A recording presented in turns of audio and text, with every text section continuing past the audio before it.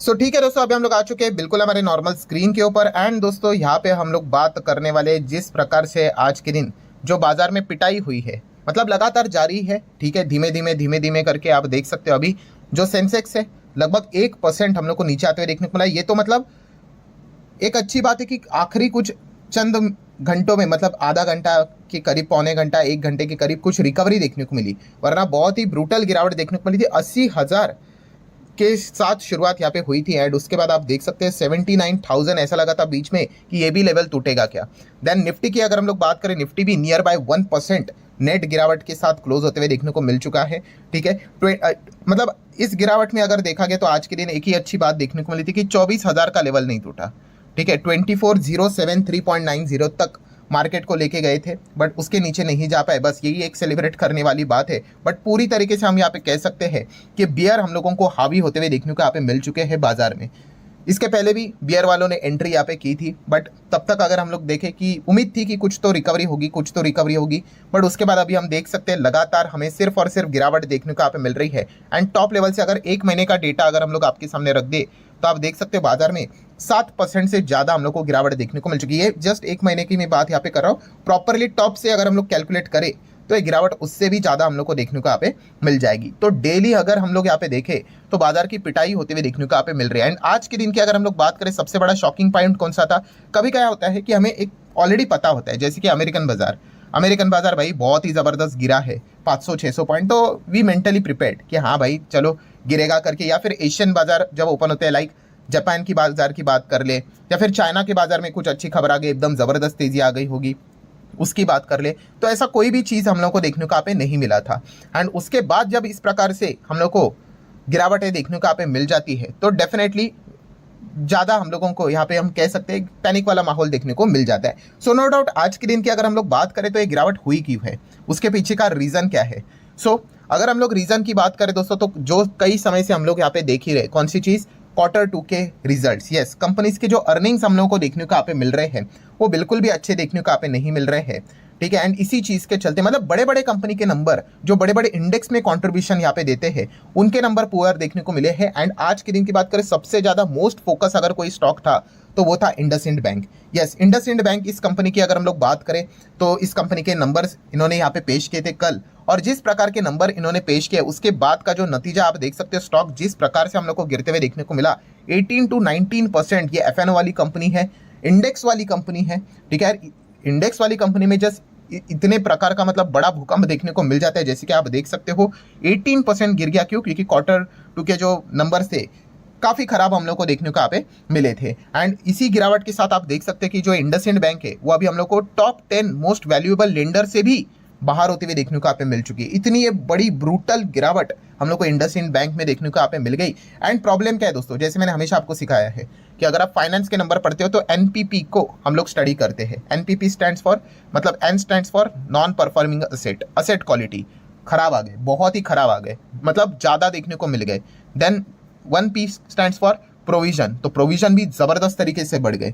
And जब आपके provision बढ़ेंगे तो लास्ट जो P बचता है प्रॉफिट, वो नीचे आ जाएगा। तो मतलब ऐसा कोई एक पैरामीटर मिला ही नहीं कि जहाँ से हम कुछ कहे कि चलो भाई ये तो ठीक है करके। और ऊपर से कंपनी ने जो अपने खुद के गाइडेंस दे दिए मैनेजमेंट ने, वो तो मतलब और भी पुअर यहाँ पे दे दिए, मतलब कुछ बचा ही नहीं था। बस इसी चीज़ को लेकर आज इंडसइंड बैंक के शेयर को की ठुकाई यहाँ पे स्टार्ट यहाँ पे हो गई। एंड इंडसइंड बैंक मतलब कोई एरी गेरी कंपनी नहीं भाई, बहुत बड़ी बैंक है, हिंदुजा ग्रुप की बैंक, आप सभी लोगों को पता है कंपनी है। एंड निफ्टी 50 बैंक निफ्टी, मतलब बड़े इंडेक्स में उनका कंट्रीब्यूशन देखने को यहाँ पे मिल जाता है। इसलिए बैंक निफ्टी भी आप देख सकते हो 1.5% की नेट गिरावट हम लोग को देखने को मिल गई। अगेन नीचे से काफ़ी अच्छी रिकवरी देखने को यहाँ पे मिली है, वही एक अच्छी बात हम यहाँ पे कह सकते हो, वरना बहुत ब्रूटल यहाँ पे गिरा था। उसी के साथ साथ इंडसइंड बैंक के साथ साथ बाकी बैंकिंग सेक्टर के ऊपर भी हम लोग को दबाव आते हुए देखने को यहाँ पे मिल चुका है। जिस कंपनी के नंबर भी नहीं आ रहे हैं उनमें भी हम लोग को सेलिंग देखने को यहाँ पे मिल रही है, क्योंकि प्रेशर वाला माहौल क्लियर कट हम लोग को देखने को यहाँ पे मिल रहा है। निफ्टी फाइनेंशियल सर्विसेज इंडेक्स की अगर हम लोग बात करें तो ये भी 0.5%, ये तो एटलीस्ट आखिरी मोमेंट पे अच्छा खासा रिकवर यहाँ पे किया बहुत कुछ हद तक, तो इसलिए कम देखने को यहाँ पे मिल रहा है। बट टोटल अगर हम लोग सभी इन चीज़ों को जोड़कर देख ले तो बाजार के ऊपर ये प्रेशर हम लोग को देखने को यहाँ पे मिल रहा है। और इंपॉर्टेंट चीज़ क्या होती है कि एक होप होती है कि भाई कुछ तो यहाँ से रिकवरी आएगी, तो कुछ भी होप फिलहाल तो नज़र यहाँ पे नहीं आ रही। लगातार कंपनी के नंबर्स की अगर हम लोग यहाँ पे बात कर ले तो खराब ही परफॉर्मेंस देखने को यहाँ पे मिल रहा है। और कैसा होता है कि इंडेक्स को संभालना है तो बड़े कंपनी के नंबर अच्छे आने चाहिए।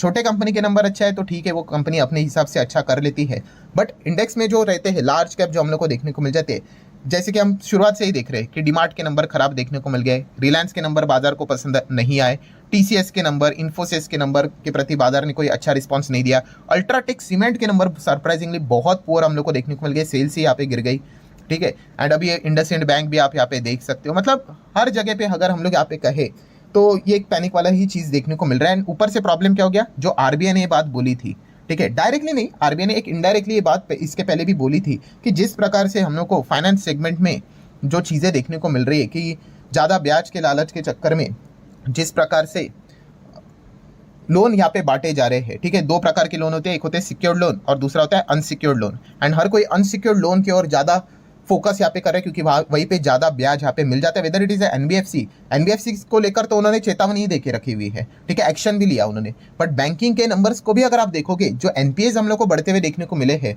तो मैक्सिमम जो उसके पीछे का रीज़न है वो अनसिक्योर्ड लोन के वजह से ही हम लोग को एनपीए बढ़ते हुए देखने को मिले। और इसके पीछे हम लोगों ने देखा था, whether it is Axis bank, whether it is a Kotak bank, whether it is a RBL bank, इन सबके नंबर्स में हम लोग को एक चीज़ कॉमन देखने को यहाँ पे मिली थी कि सबके एनपीएस यहाँ पे बढ़े थे और सब में एक ही कॉमन, और कौन सी चीज़ थी, तो अनसिक्योर्ड लोन में ज़्यादा बढ़ोतरी देखने को मिली थी। उसके बाद काफ़ी सारे बैंक और उनके मैनेजमेंट ने ये पॉइंट भी बोल दिया कि भाई अभी हम अनसिक्योर्ड लोन का जो एक्सपोजर है वो काफ़ी कम करेंगे, बिकॉज अगर ये ऐसा ही अगर होता रहा तो ये पूरे जो प्रॉफिटेबिलिटी है बैंक्स की उसको डेटोरेट यहाँ पे कर सकते हैं करके। सो ऑब्वियसली इस प्रकार की जो चीज़ें हम लोग को देखने को यहाँ पे मिल रही है, ये एक चीज़ दर्शाती है कि क्या पता भविष्य में अगर बैंक अगर यहाँ पे नहीं सुधरे तो आरबीआई को फिर एक्शन लेना पड़ सकता है, ठीक है, आरबीआई के पास फुल पावर होती है यहाँ पे। तो ये एक अनसर्टेनिटी हम लोग को देखने को यहाँ पे मिल चुकी है। एंड एमपीसी की बैठक में भी शक्तिकांता दास जी ने इस प्रकार की चेतावनी एक दो बार यहाँ पे देने की कोशिश यहाँ पे की है।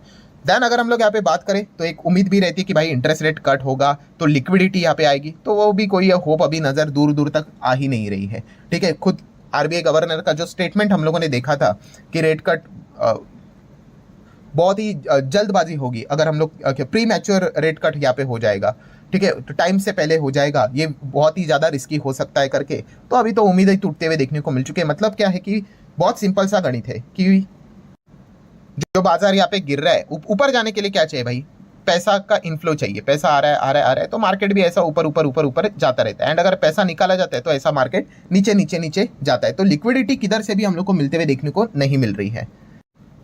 सो जो मेजर कारण था वो हम लोगों ने देख लिया, अर्निंग्स खराब आ रहे हैं और बड़े बड़े कंपनी के अर्निंग्स के चलते पूरे इंडेक्स के ऊपर प्रेशर आ रहे हैं। बाकी के कारण तो है ही कौन सा, फॉरेन इंस्टीट्यूशनल इन्वेस्टर भाई एफआईएस तो लगातार बिकवाली करते ही जा रहे हैं, ठीक है। आज कितना करेंगे वो देखने वाली बात है। 97,000 करोड़ तक का माल तो वो बेच यहाँ पे चुके हैं। आज तो लग रहा है कि भाई 1 लाख करोड़ को तो वो क्रॉस यहाँ पे कर ही देंगे, जिस फॉर्मेट में वो लगातार बिकवाली कर रहे हैं उससे पता चल जाता है। देन क्रूड की बात कर ले तो वो एक लटकती हुई तलवार रहती है, ठीक है। इवन दो अभी कोई सिग्निफिकेंटली कोई बहुत बड़ा वहाँ पे डेवलपमेंट देखने को नहीं मिल रहा है, बट फिर भी ये इस प्रकार की चीज़ें क्या है कि बाजार को मतलब लगातार प्रेशराइज करने की कोशिश कर रहे हैं। एंड अल्टीमेटली लास्ट पॉइंट क्या है, weak hands. Yes, weak hands की बात करें, जिन्होंने तेजी देखकर पैसा लगाया था, ठीक है, वो वही अभी हम लोग को फटाफट पैसा निकालते हुए देखने को यहाँ पे मिल जाते हैं। तो वो एक्सेस गिरावट हम लोग को और यहाँ पे आते हुए देखने को मिल जाती है। हर वक्त होता है, ये कोई अभी की बात नहीं है। जब भी हम लोगों ने देखा है कि अच्छा खासा बुल रन आ जाता है, उसके बाद कभी तो करेक्शन आएगा, गिरावट आएगी, क्रैश आएगा, तो उसमें यही चीज़ें हम लोग को कंटिन्यू होते हुए देखने को यहाँ पे मिल जाती है। सो सिर्फ हम लोग को एक ही चीज़ देखने को मिल रही है कि आउटफ्लो काफ़ी ज़्यादा यहाँ पे होते जा रहे हैं। एंड इस चीज़ के चलते बियर वालों को और सपोर्ट ईजिली मिल रहा है कि बाजार में प्रेशर बनाए रखे। मतलब अच्छी भी खबर अगर आ गई तो भी यहाँ पे जो बुल का कॉन्फिडेंस है वो हम लोग को काफ़ी कमज़ोर नज़र यहाँ पे आ रहा है। सो अभी व्हाट नेक्स्ट, आगे क्या, तो आगे अभी आज के दिन का एफआईएसडीएस का डेटा देखना है। देन ऊपर से आने वाले समय में इलेक्शन है, हमारे इधर 2 बड़े स्टेट्स में है, विदेश में तो अमेरिका में है, वहाँ पे अगर कुछ हो गया 19-20 तो विदेश से अगर प्रेशर मिल गया डाउ जोन्स में तो यहाँ के तो बियर तो और भी ज़्यादा बाजार को प्रेशराइज यहाँ पे कर सकते हैं। चाइना के ऊपर वैसे भी हम लोगों का फोकस रहता ही है। एंड फिर भी क्वार्टर की कुछ अर्निंग्स देख ही लेंगे, बड़े बड़े कंपनी के नंबर्स कि कहीं से कुछ उम्मीद की किरण नजर आ रही है कि नहीं आ रही है, वरना अगर देखा गया तो बाजार तो डेली हम लोग को नीचे नीचे नीचे ही जाते हुए देखने को मिल रहा है। सो ठीक है दोस्तों, आशा करता हूँ वीडियो हेल्पफुल लगा होगा, तो चाहो तो लाइक एंड शेयर कर सकते हो। मिलते हैं नेक्स्ट वीडियो में, तब तक के लिए बाय बाय।